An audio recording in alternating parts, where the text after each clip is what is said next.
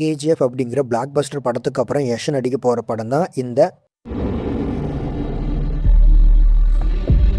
And சும்மா சொல்லிட முடியாது டாக்ஸிக் அப்படிங்கிற டைட்டிலுக்கு ஏற்ற மாதிரி தான் ட்ரெய்லர் கட்ஸும் இருக்கு. ஸோ படமும் இது மாதிரி டாக்ஸிக்கான காட்சிகளோட தான் இருக்க போகுதுங்கிறது கன்ஃபார்ம். ஆனால் அது மட்டும் இல்லாமல் டைரக்டர் நீத்து மோகன்தாஸ் என்ன நினைச்சாங்களோ அதுவும் வந்துடுச்சு 100%. பட் இது எல்லாருக்குமே பிடிக்குமா அப்படிங்கிறது தான் டவுட்டு.